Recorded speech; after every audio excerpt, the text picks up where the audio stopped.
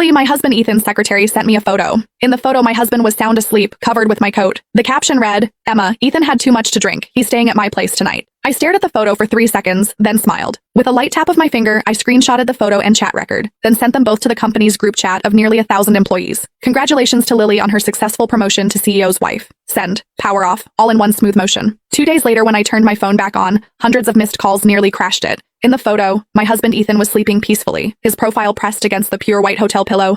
I stared at that coat. That morning before leaving, I'd personally helped Ethan put it on. I smiled. I didn't reply, just took a screenshot, then sent it to the company's 1,000-person work group. Congratulations to Lily on her successful promotion to CEO's wife. Then I turned off my phone. The world went quiet. Outside the floor-to-ceiling windows of the living room, the city lights merged into a silent ocean. I walked to the wine cabinet and poured myself a glass of whiskey. Today was our 5th wedding anniversary. On the table sat the custom cake I'd picked up that afternoon. Ethan had called in the afternoon, saying he had an important business dinner he couldn't skip. He said he'd make it up to me when he got back later, so this was his idea of important business. This was how he planned to make it up to me. I carried my glass and walked over to the cake. The black swan held its head high, graceful and proud. I reached out a finger and gave it a gentle push. The swan toppled over, falling into the soft cream, its neck broken. What a shame. I drained my glass in one gulp, the burning liquid searing my throat. Perfect. This relationship that had lasted 8 years, from campus to wedding dress, from nothing to company IPO. It was time to end it. I walked into the dressing room and pulled out the largest suitcase. Started packing. Mine, I'd take everything. His, I'd leave nothing, including those matching couple outfits we'd bought together, the expensive jewelry he'd given me, all those mementos symbolizing every bit of our past. One by one, I took them out and threw them into the trash bags beside me, like I was doing a complete decluttering. Throughout this process, my heart remained completely calm.